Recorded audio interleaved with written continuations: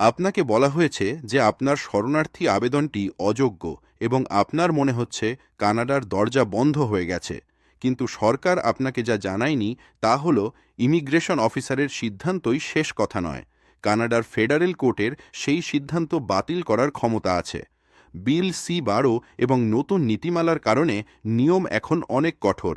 বিশেষ করে আপনি যদি 24শে জুন 2020-এর পরে কানাডায় প্রথম প্রবেশের 1 বছরেরও বেশি সময় পরে আবেদন করেন, অথবা আপনি যদি অন্য কোনো দেশে যেমন যুক্তরাষ্ট্র, যুক্তরাজ্য বা অস্ট্রেলিয়ায় আবেদন করে থাকেন, তবে কানাডা আপনাকে স্বয়ংক্রিয়ভাবে অযোগ্য ঘোষণা করতে পারে।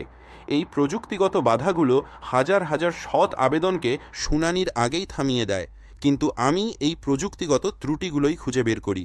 যদি অফিসার আইন প্রয়োগে ভুল করেন তবে সেই সিদ্ধান্তটি অযৌক্তিক।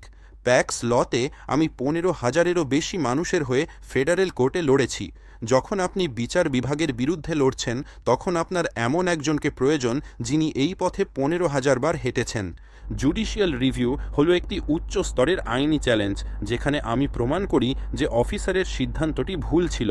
আমি বিশ্বাস করি ন্যায় বিচার পাওয়ার খরচ আপনার নতুন জীবনের চেয়ে বেশি হওয়া উচিত নয়, তাই আমি $3,000-এর নিচে এই আইনি সেবা দিই। দেরিতে আবেদন বা সি-12 নোটিশকে আপনার শেষ হতে দেবেন না।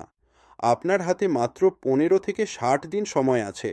যদি আপনাকে না বলা হয়, তবে আজই প্যাক্স লয়ে যোগাযোগ করুন। আপনার অধিকারের জন্য লড়ুন। বিস্তারিত জানতে paxlaw.ca ভিজিট করুন বা আমাদের বায়োতে থাকা লিঙ্কে ক্লিক করুন।